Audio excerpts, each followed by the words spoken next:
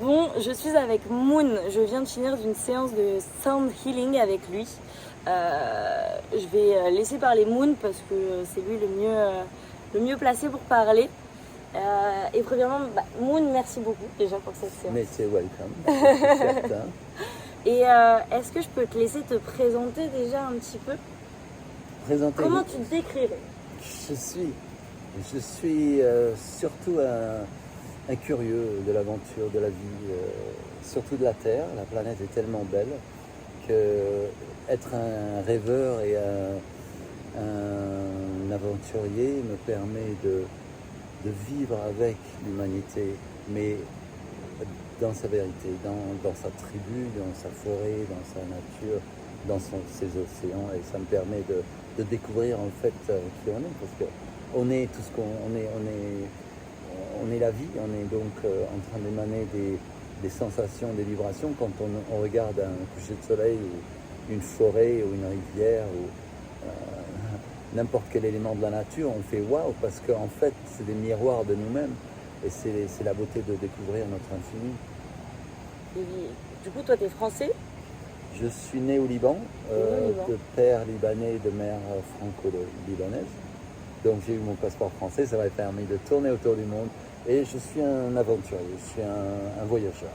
Tu avais beaucoup de pays? J'ai fait presque 80 pays, certains autour du monde. J'ai une petite caisse à côté. Je tourne des films documentaires et d'aventures et musicaux, ainsi que de la photo, et j'écris, et je peins, je dessine. Donc quand je voyage, ça me permet de communiquer avec mon art et d'échanger, de réceptionner ce que je vois et ce que je ressens dans sa beauté, parce que je suis graphiste à la base. Et de là, donc... de base, t'es graphiste? Graphiste, je fais de la bande dessinée, je fais de l'illustration à la base, de la typographie et de la photo. Et puis de là, j'ai rêvé de cinéma, donc j'ai utilisé également la caméra cinéma. Donc j'ai tourné avec un ami musicien professionnel pendant 11 ans. À travers 11 ans, on a fait 11 pays et on a filmé 200 heures de tournage. Donc l'Afrique, on a démarré de Barcelone en Espagne, on a fait Maroc, Mauritanie, Sénégal, Mali, Burkina Faso, Ghana en voiture. On a dormi 3 fois dans un hôtel pour aller à l'aéroport. Le reste, c'était dans la voiture qu'on a offert à l'arrivée à Ghana avant de prendre l'avion. On l'a offert à un centre d'orphelins et on est parti. Et j'ai tourné là 50 heures de tournage. J'ai édité quelques films de là. Sinon, on a fait également le Népal, l'Inde, la Turquie, une île en Indonésie au nord de Timor qui s'appelle Alor, et Bali. D'accord. Donc j'ai tous ces films. Tu m'as dit que ça fait 9 ans, c'est ça? Ou non, combien de temps que tu es à Bali? Je suis à Bali depuis 1979. Ça fait 43 ans, je suis basé à Bali.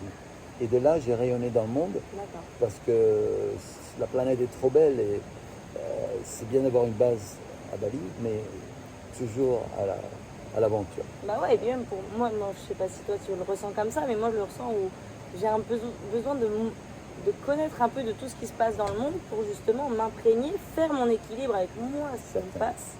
Et alors moi c'est plus Tulum, Bali c'est 2 mois. Tulum c'est l'Amérique centrale, l'Amérique du Sud, c'est fabuleux. Tu as aussi les anciennes civilisations, tu as les Toltecs, tu as les Mayas, tu as les Dolmecs, tu as les Incas, et avant il y en a encore plein d'autres, quoi. Donc tu as aussi un héritage mystique qui est enregistré dans la pierre des temples et dans l'ADN des Mexicains et des Honduras, etc. Tous ces gens-là qui vivent ici, c'est quand même tu rentres dans une partie de la civilisation de l'Antiquité, même si quand tu rentres dans un temple, il n'y a que la pierre.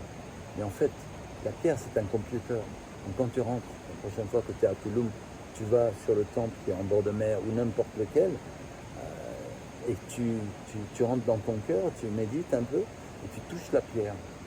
Tu es en train de communiquer, d'offrir ta mémoire, tes ADN à la pierre, à l'Antiquité. Et en même temps, le temple lui-même, qui est un computer, il te donne en cadeau les milliers d'années de cérémonies, de la vibration des anciennes civilisations sont enregistrées dans les pierres. Avec tous les cérémonies qu'ils ont faites pendant combien de temps? Ça a duré 1500 ans ou un truc comme ça. Et ben ça a rempli la pierre, ça a nourri la pierre. Donc toi, tu vas dans n'importe quel temple du monde. J'étais allée à Teotihuacan, c'était très très fort. Très fort. Magnifique. D'accord. Et là, juste pour un peu expliquer, toi, quelle est ta mission? En fait, comment... Ouais, c'est de m'amuser. De t'amuser. De m'amuser, de me stabiliser, de m'ancrer, de me retrouver, de reconnaître ma force et ma puissance intérieure et en toute humilité de l'exprimer du meilleur que je peux. Si je suis chanteur, alors que je fasse la meilleure chanson. Si je suis un danseur, que je danse la meilleure danse. Mais si je suis un mystique, au moins que je guide de mon Dieu l'humanité. C'est de guider. C'est pour ça que voilà, tu as créé ça un peu justement, ces réunions où tu partages ton savoir ou cette connexion un peu que tu peux avoir avec les gens. Absolument, absolument, parce que c'est un moment de notre histoire qui est différent des anciennes époques. Nous sommes pas au seuil de la transformation, nous sommes dans la transformation. Donc au niveau cellulaire ADN, nous sommes en train de réorganiser et d'ouvrir la mémoire, de récupérer la mémoire qui est enregistrée dans nos ADN. Donc dans même le subconscient, mais même au-delà, elle est dans nos génétiques, dans les cellules même. Et toute la planète ainsi que notre galaxie et les galaxies autour de nous sont en train d'être élevées à un niveau d'octave supérieur. Okay. Donc si on prend Do, Ré, Mi, Fa, Sol, on est en train de monter du corps carbone. Notre corps physique, il est matériel, il est dualité, il est physique, il est carbone base. Il est à base de carbone. Okay. Et ben, il est en train de transformer en cristal. On va devenir cristal, donc on va alléger la matière, bien qu'un corps c'est aussi de l'espace vide, mais c'est quand même dense, c'est lourd. On est en train de le transmuter, pas nous seuls, mais l'univers tout entier est en train de s'élever en octave, donc en note, en profondeur, en subtilité. Donc on revient à la source et on éveille notre mémoire. C'est-à-dire qu'on n'est pas planétaire seulement, on est galactique, on est des poussières d'étoiles, on est des consciences universelles. On s'incarne en âme dans un corporel humain pour un moment, et puis on continue notre route. Donc en fait l'âme, jamais elle est née, jamais elle est morte, elle est toujours en mouvement et en découverte d'elle-même. Ouais, ce que tu me disais aussi, c'est que quand on est déjà, en fait, on a toutes les... Comment dire, la génétique, enfin, pas la génétique des âmes précédentes, comment je peux dire ça? Pas les âmes, mais les ancêtres, la génétique des ancêtres.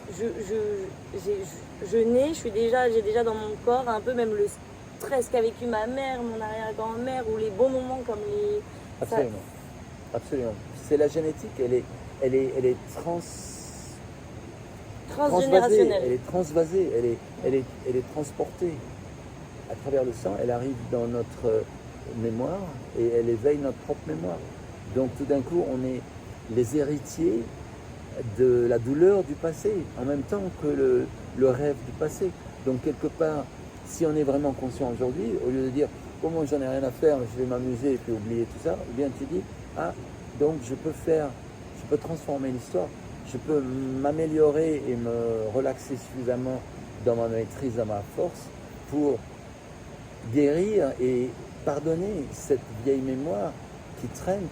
Comme ça, mes enfants et les futures générations n'auront pas à hériter des douleurs d'hier pour avoir à les travailler. Ok, très bien. Et pour finir, Moon m'a fait part de quelque chose. Et moi, je suis très curieuse de ça et c'est normal parce que je cherche à me construire et un peu à cette quête de spiritualité. Sans aucune attente en vrai de cette quête, mais je sais pas.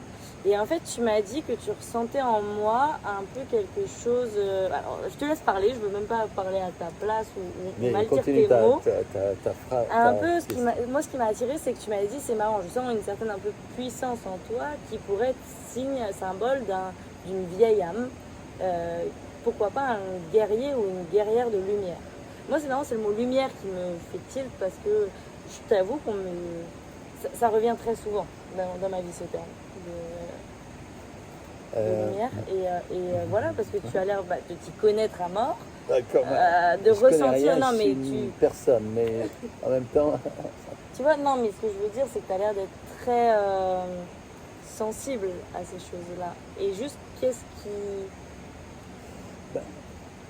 Quand je rencontre quelqu'un pour la première fois, ou même par la suite, et quand je rencontre pour la première fois, que ce soit par téléphone ou par visu, je suis thérapeute, donc je vois avant de voir. Donc mon troisième œil, si tu veux, voit l'aura de la personne, mais je ne suis pas en train de pénétrer l'aura de quelqu'un. C'est pas correct de faire ça. C'est juste une façon de réceptionner des élans. Surtout que j'ai des gens qui viennent me demander une session. Donc je dois rentrer dedans et checker. Donc quand je les vois pour la première fois, ma première vision, alors que mon mental n'essaye pas de lire ou d'analyser, déjà reprend un ressenti. Et après, quand la personne s'ouvre et commence à me parler pour m'expliquer pourquoi elle est là et qu'est-ce qu'elle veut que je l'aide à percevoir, elle me raconte pendant une demi-heure ce que j'ai vu pendant une fraction de seconde. Ok, tu vois, ça illustre ça. Donc j'ai réalisé que c'était un don, que je ne le recherche pas, mais qui m'aide dans mon travail, si tu veux. Et donc quand tu m'as parlé, tu m'as envoyé juste quelques mots, quelques échanges de mots. J'ai ressenti tu sais le fouet, quand tu tapes un fouet, ça fait clac.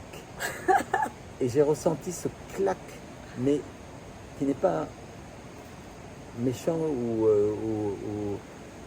dérangeant. Il est une âme qui a beaucoup d'étincelles en toi. Tu as beaucoup de feu, bien sûr, mais tu as une passion, tu as une qualité qui est dynamique. Et pour moi, je la ressens rapidement. Donc j'ai fait waouh, j'aimerais bien voir un peu. Tu m'as dit, ah maintenant je suis curieuse pour le truc, pour le séminaire. Et moi j'ai dit, waouh, j'ai ressenti quelque chose. J'ai dit, bon, je suis curieux de te connaître.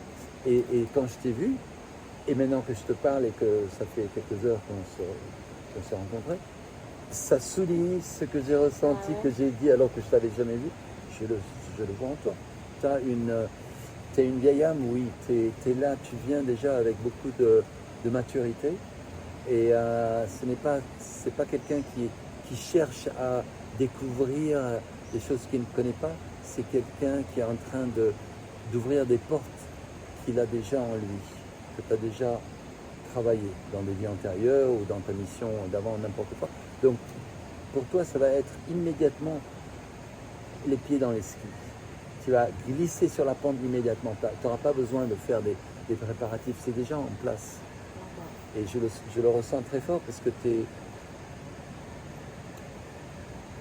éveillé, quoi. Tu es éveillé, tu as une mission, la mission. Dès qu'on est un peu éveillé, spirituellement, ça fait des mots, comme on dit Dieu, c'est quoi Dieu? C'est rien du tout. Si c'est amour, oui, à ce moment-là, Dieu est amour. Ok, amour c'est Dieu. Mais après Dieu, on peut en faire. Ça a été trop. Ouais, mais moi, tu vois, c'est ce qui m'a fait tilt quand tu m'as dit ça, en toute honnêteté, c'est que je pense que je viens à Bali aussi pour. J'ai l'impression de sentir c'était bizarre. J'ai besoin d'être au level up. Et en fait, tu as dit ça tout à l'heure. Et c'est là, alors que je t'avais rien dit, tu vois. Tu as besoin de level up. D'être au level up. J'ai l'impression que je sens qu'il faut que je suis bloquée, en fait. Mais je sais pas trop comment se faire, ce upgrading. Mais c'est bizarre, je le ressens. Et ce qui est marrant, c'est que tu en as parlé tout à l'heure, alors que je t'avais rien dit, tu vois. Et je me suis dit, wow. Donc c'est là où même je t'ai parlé par message un peu, je me renseigne de peut-être comment mieux manifester ou comment mieux, je sais. Reconnaître ta force en fait. Je sais pas trop, donc j'avoue que je tape un peu à toutes les portes et je pense que je verrai si je me sens bien ou non. Je respecterai toujours mes valeurs, je ne ferai pas non plus n'importe quoi, mais ça toque dans moi en fait. C'est un peu bizarre. Voilà, j'ai eu une impression quand elle m'a posé la question là tout de suite. Et quand tu as des blocages, c'est que tu es en train de venir, donc tu viens de France, oui. Tu viens de France en vacances à Bali, mais tu viens avec une atmosphère que tu amènes. Tu n'as pas laissé dans les armoires en France. Hein, tu as fait ton sac, mais tu es venu avec tes mémoires, tes expériences, tes émotions, tes douleurs, tes tentatives, tes rêves, tes désirs, mais également tes doutes. Donc tu es venu entière. Et donc quand tu dis j'aimerais aller un point en avant, mais je me sens bloqué, c'est parce que tu es là, Ariane, mais tu es avec ton album photo d'hier. Donc tu viens, tu dis voilà, c'est moi. Et tu arrives avec ton sac. Tout le monde. Hey, salut les copains, j'arrive avec mes mémoires, j'arrive avec mes démons, j'arrive avec mes peurs, j'arrive avec mes doutes, j'arrive avec mes espoirs. On arrive comme ça, tu vois, c'est caractère, c'est la personnalité.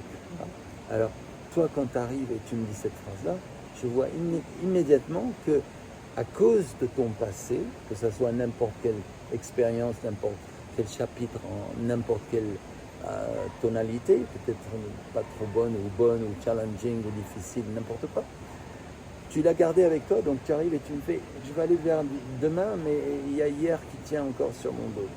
Tu vois, c'est tout. Voilà, j'ai traduit.